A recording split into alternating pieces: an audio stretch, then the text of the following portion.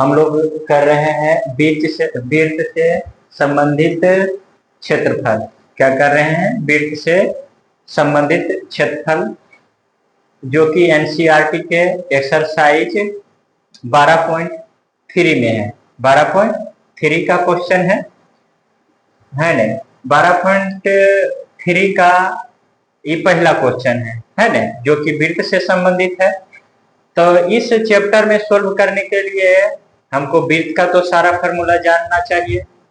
वृत्त से जितना भी रिलेटेड फार्मूला है उसकी जानकारी हमें होनी चाहिए, है ना? जैसे त्रिज्या खंड का क्षेत्रफल हो गया, वृत्त खंड का क्षेत्रफल हो गया और अर्धवृत्त का क्षेत्रफल हो गया, ये सभी आना चाहिए, तभी ये सारे चैप्टर इजी लगेंगे। इसमें सारे क्वेश्चन जो हैं इजीली सॉल्व हो जाएंगे। क्या हो जाएंगे? इजीली सॉल्व हो जाएंगे। चलो तो पहले हम क्वेश्चन नंबर 1 करते हैं। जैसे जैसे क्वेश्चन आता जाएगा हम फार्मूला को लिखाते जाएंगे, फार्मूला को क्या करते जाएंगे? लिखाते जाएंगे। चलो तो पहला क्वेश्चन हमारा क्या है? बोलता है आकृति, ये जो हमारा आकृति में छायांकित भाग का क्षेत्रफल, जो ये आकृति है उसमें हमारा ये छायांकित है, छायांकित भाग का क्षेत्रफल ज्ञात कीजिए। यदि पी क्यू 24 सेंटीमीटर है, यदि हमारा ये जो पी क्यू है, ये पी क्यू कितना हो? 24 सेंटीमीटर। ये हमारा क्या है? 24 सेंटीमीटर। तथा पी आर 7 सेंटीमीटर, तथा ये जो पी आर है ये हमारा कितना है? 7 सेंटीमीटर। ये हमारा 7 सेंटीमीटर है और ये हमारा 24 सेंटीमीटर है। ये हमारा क्या है? 24 सेंटीमीटर है ना? तो हमें क्या निकालना है? इस छायांकित भाग का क्षेत्रफल निकालना है। तो कैसे निकालेंगे? देखो, ये हमारा ये जो है ये लाइन, ये जो हमारा जीवा है इसको क्या बोलते हैं? जीवा। जो जीवा वृत्त के केंद्र से होकर जाती है उसको क्या बोलते हैं? व्यास है। क्या बोलते हैं? व्यास। तो ये हमारा जो आर और क्यू है ये हमारा क्या है? व्यास है। ये हमारा क्या है? व्यास। और व्यास वृत्त को 2 भाग में काटता है। क्या काटता है? व्यास जो होता है वृत्त को 2 भाग में बांट देता है, जिसे एक भाग को हम अर्धवृत्त बोल सकते हैं और दूसरे भाग को भी अर्धवृत्त बोल सकते हैं। यानी कि 2 अर्धवृत्त को मिलाते हैं तो ये क्या बन जाता है? वृत्त बन जाता है। तो देखो, ये हमारा केंद्र से जा रहा है लाइन, तो ये केंद्र से जब गया तो ये इधर क्या हो गया? एक अर्धवृत्त, और इधर भी एक अर्धवृत्त। तो ये अर्धवृत्त से तो हमें कोई मतलब ही है ही नहीं, हमें इस अर्धवृत्त से मतलब है। तो यदि हम इस अर्धवृत्त का पूरा एरिया निकाल लें, यानी कि इस अर्धवृत्त का हम पूरा एरिया निकाल लें और उसमें से ये त्रिभुज जो बन रहा है, ये जो त्रिभुज बन रहा है आर पी क्यू, उसकी एरिया घटा दें तो हमें छायांकित भाग का क्षेत्रफल मिल जाएगा। छायांकित भाग का क्षेत्रफल मिल जाएगा। तो चलो निकालते हैं क्या होगा। ये छायांकित भाग का क्षेत्रफल क्या हो जाएगा हमारा? छायांकित भाग का क्षेत्रफल, छायांकित भाग का क्षेत्रफल, छायांकित भाग, छायांकित भाग का क्षेत्रफल, छायांकित भाग का क्षेत्रफल बराबर हम यहाँ से इधर आधा अर्धवृत्त है। क्या है? वृत्त का आधा है, क्योंकि ये हमारा व्यास है, व्यास वृत्त को 2 भागों में काटता है, तो ये हमारा आधा वृत्त है। तो ये अर्धवृत्त निकाल लेंगे। क्या निकाल लेंगे? अर्धवृत्त निकाल लेंगे। तो अर्धवृत्त का क्षेत्रफल क्या निकाल लेंगे? अर्धवृत्त का क्षेत्रफल क्या हो जाएगा? अर्धवृत्त का क्षेत्रफल। अर्धवृत्त का पूरा क्षेत्रफल हम निकाल लिए, यहाँ से यहाँ तक की पूरा क्षेत्रफल जिसमें ये भी शामिल है ना? तो पूरा अर्धवृत्त का क्षेत्रफल निकाल लिए। उसमें से त्रिभुज जो बन रहा है हमारा P Q R, P Q R का क्षेत्रफल माइनस कर देंगे। क्या कर देंगे? माइनस कर देंगे। तो हम माइनस कर देना है। तो बोलो, अर्धवृत्त का क्षेत्रफल क्या होता है? पाई आर स्क्वायर। क्या होता है? पाई आर स्क्वायर। उसको यदि 2 से भाग कर देंगे तो आधा हो जाएगा। माइनस ये देखो, ये हमारा क्या है? व्यास है। क्या है? व्यास। और व्यास कोई भी वृत्त का व्यास हो, परिधि पर हमेशा कितने डिग्री का एंगल बनाती है? 90 डिग्री का। कितने डिग्री का एंगल बनाती है? 90 डिग्री का। और जब भी किसी त्रिभुज में एक कोण 90 डिग्री का हो गया तो वह त्रिभुज क्या कहलाता है? समकोण त्रिभुज कहलाता है। तो ये हमारा समकोण त्रिभुज हो गया। और समकोण त्रिभुज में सबसे बड़ी कोण 90 डिग्री क्या होती है? सबसे बड़ा कोण 90 डिग्री होता है। तो सबसे बड़ा कोण के सामने जो भुजा होगा वो सबसे बड़ी भुजा होगी। ये क्या होगी? सबसे बड़ी भुजा।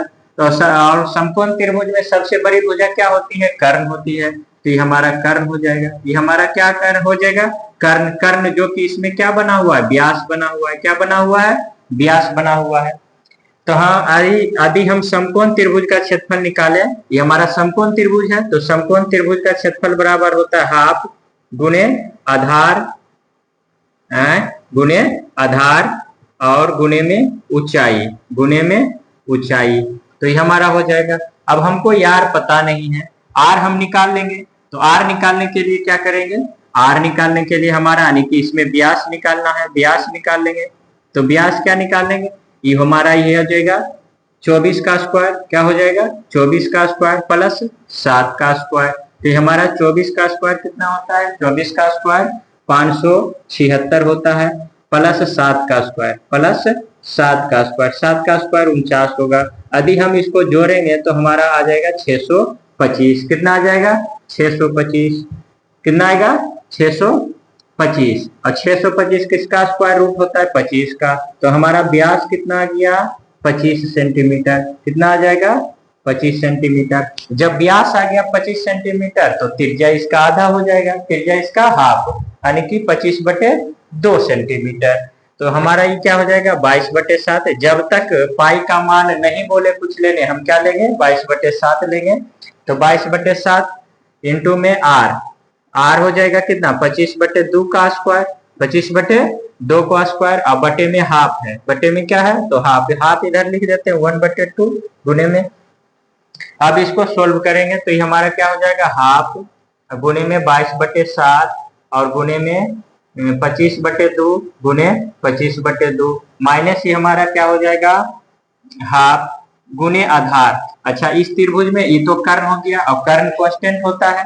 तो ये हमारा या तो ये आधार हो या ये आधार, दोनों में से किसी को मान सकते हैं, आधार या लंब। तो यही तो आधार या लंब, लंब मतलब ऊंचाई, तो किसी को मान लेते हैं। 24 हो जाएगा और गुने में 7 हो जाएगा। अब कटम कुटी मचा देते हैं। कटम कुटी मचाएंगे तो क्या हो जाएगा? 11 दूनी 22। और कटता है? नहीं कटता है। और 2 से काट दिए 11 बार में, 22 कट गया 11 बार में। तो ये हमारा क्या हो जाएगा? बोलो 11। यदि हाफ हम कॉमन ले ले, 1/2 इसमें भी, 1/2 इसमें भी और 1/2 इसमें भी है, तो कॉमन लेते चलो, थोड़ा कॉमन नहीं ले, डायरेक्ट भी बना सकते हो। तो ये हो जाएगा 11 गुने 625 अपॉन में 4, 2 दूनी 4 और ये गुने 7, ये गुने में 7 माइनस इस 7, ये 12 बार में कट जाएगा, 12 दूनी 24, तो 12 बरसती 84 सेंटीमीटर स्क्वायर हो जाएगा। ये 84 सेंटीमीटर स्क्वायर। अभी कितना हो जाएगा? यदि हम इसको गुना करेंगे 11 से, तो 625 गुने 11 यानी कि 625 फिर लिख देंगे और जोड़ देंगे 5, 7, 8 और 6। ये कितना हो गया हमारा? 6875 अपॉन में कितना? 728 minus 84 centimetre square, 84 centimetre square, ये भी सेंटीमीटर स्क्वायर होगा। ये एक हो जाएगा। हम एलसीएम ले लेंगे। क्या ले लेंगे? एलसीएम। तो हमारा एलसीएम कितना हो जाएगा? 28 हो जाएगा। हमारा एलसीएम कितना हो जाएगा? 28। ये हमारा क्या हो जाएगा? 6875। ये तो सेम टू सेम हो जाएगा, क्योंकि 28 से भागा 28, एक बार में 100 इसको मल्टीप्लाई करेंगे, ये हो जाएगा। माइनस 1 से भाग करेंगे इसमें 28 बार में, 28 से इसको मल्टीप्लाई करें तो 84 और गुने 28 मल्टीप्लाई करेंगे तो कितना हो जाएगा? 832 के 2 बाकी 3, 8 8 64 और 3 67 के साथ 67 हो, 4 दूनी 8 और 8 दूनी 16 जोड़ देना है तो ये हो जाएगा 2, 8 7 15, 6 6 12, 1 13 और ये 2 कितना हो जाएगा? 2352। अब 2352 इसमें घटा देंगे, किसमें? इसमें घटा देंगे तो ये हमारा कितना आ जाएगा? घटाएंगे तो ये 5 में से 2 जाएगा तो कितना हो जाएगा? 3 और ये 7 में से 5 जाएगा तो ये हमारा हो जाएगा 2 और ये 8 में से 3 जाएगा तो ये हो जाएगा 5 और 6 में से 2 जाएगा तो हमारा हो जाएगा 4 और बटे में 2800 सेंटीमीटर स्क्वायर। तो ये हो जाएगा कौन सी? 4523 बटे में 28 सेंटीमीटर स्क्वायर। यही जो हमारा बुक पॉइंट में आंसर नहीं देता है, तो हमारा आंसर क्या हो गया? 4523 बटे में 28 सेंटीमीटर स्क्वायर का क्षेत्रफल ज्ञात कीजिए। यदि केंद्र O वाले दोनों संकेंद्रीय वृत्त की त्रिज्याएं क्रमशः 7 सेंटीमीटर और 14 सेंटीमीटर है तथा कोण AOC 40 डिग्री है। कितनी डिग्री है? कोण AOC 40 डिग्री है ना। संकेंद्री वृत्त, संकेंद्री वृत्त उसको बोलते हैं जिसका केंद्र एक हो, उससे कितनों वृत्त खींचा जा सकता है, उससे कितनों वृत्त खींचा जा सकता है, लेकिन केंद्र एक ही होना चाहिए। क्या होना चाहिए? केंद्र एक, यानी कि एक का केंद्र मारकर हम कितनों वृत्त खींच दें उसको क्या बोलेंगे? संकेंद्री वृत्त बोलेंगे। तो ये हमारा संकेंद्री वृत्त है। इसमें कितने वृत्त खींचा गया है? 2 वृत्त खींचा गया है। तो एक की त्रिज्या दे दिया है, एक की त्रिज्या कौन दे दिया है? एक की त्रिज्या कितनी है? 7 सेंटीमीटर है। कितनी है? 7 सेंटीमीटर है, यानी कि जो छोटा वृत्त है उसकी छोटी त्रिज्या होगी 7 सेंटीमीटर, जो बड़ी वृत्त है उसकी बड़ी त्रिज्या होगी। तो ये हमारा कितना हो जाएगा? 14 सेंटीमीटर। ये हमारा क्या हो जाएगा? 14 सेंटीमीटर। देखो हम लोग पढ़े थे इस तरह से, ये वृत्त का केंद्र है और ये त्रिज्या और ये त्रिज्या जब एक परिधि पर एक पार्टिकुलर भाग को काटता है तो ये हमारा क्या कहलाता है? त्रिज्याखंड। ये हमारा क्या कहलाता है? बोलते हैं त्रिज्याखंड बोलते हैं। क्या बोलते हैं? त्रिज्याखंड बोलते हैं। तो ये हमारा क्या है? त्रिज्याखंड है। तो इसी में उसी तरह से देखो ये मान के ही त्रिज्या है और एक ही त्रिज्या है। इसके ये चाप है, ये क्या है? हमारा चाप है और ये हमारा त्रिज्या है। जो ये एरिया बनता है इसको क्या बोलते हैं? त्रिज्याखंड। क्या बोलते हैं उसको? त्रिज्याखंड। तो एक त्रिज्याखंड ही हो गया और एक बड़े वृत्त इसी में खींच दें, एक बड़े वृत्त खींच दें और इस त्रिज्या को आगे बढ़ा दें और इस चाप और इस त्रिज्या के बीच में जो एरिया बनेगा वो भी क्या कहलाएगा? त्रिज्याखंड कहलाएगा। क्या कहलाएगा? त्रिज्याखंड। यानी कि त्रिज्याखंड उसको बोलते हैं जो चाप और त्रिज्या के बीच में एरिया बनता है उसको क्या बोलते हैं? त्रिज्याखंड। तो ये हमारा 2 त्रिज्याखंड है। तो ऊपर वाला का नहीं कह रहा है, ऊपर वाला का नहीं कह रहा है, नीचे वाला छायांकित भाग का क्षेत्रफल पूछ रहा है। ये बड़े वृत्त में जो त्रिज्याखंड बना है और छोटे वृत्त का त्रिज्याखंड जो बना है, तो उस बड़े पार्ट में जो छाया बचा है इस छाया का क्षेत्रफल पूछ रहा है हम लोग से। तो चलो निकालते हैं क्या हो जाएगा। इसमें 2 त्रिज्याखंड बन रहा है, एक बड़े वृत्त का त्रिज्याखंड और एक छोटे वृत्त का त्रिज्याखंड। यहाँ से लेके यहाँ तक बड़े वृत्त का त्रिज्याखंड है और यहाँ से लेके यहाँ तक छोटे वृत्त का त्रिज्याखंड है। तो हम निकालते हैं छायांकित भाग का क्षेत्रफल क्या हो जाएगा? छायांकित भाग का क्षेत्रफल, छायांकित भाग का क्षेत्रफल बराबर क्या हो जाएगा? बड़े वृत्त का बड़े त्रिज्याखंड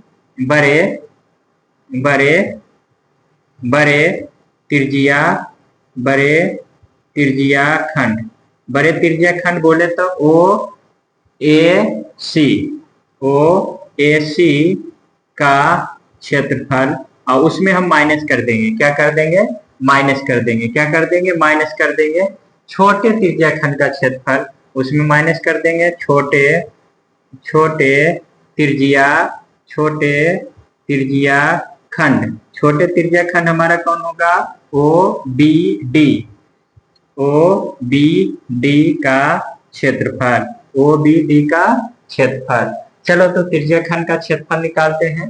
तो बड़े त्रिज्याखंड का क्षेत्रफल बराबर क्या होता है? फॉर्मूला θ/360 गुणे पाई r स्क्वायर। अब बड़े क्षेत्रफल का ले रहे हैं, बड़े वृत्त का ले रहे हैं तो कैपिटल R लिखेंगे माइनस θ/360 गुणे पाई r स्क्वायर। छोटे वृत्त का लिए तो छोटे r होगा, यानी कि हमारा छोटा r 7 है और बड़ा r 14 है। इसमें देखो θ/360 पाई कॉमन है, θ/360 पाई कॉमन है, हम कॉमन ले लेंगे तो θ/360 पाई कॉमन ले लिए, ये हमारा बच गया r square minus r square. अब हम लोग अलजेब्रिक फार्मूला पढ़े हैं। क्या पढ़े हैं?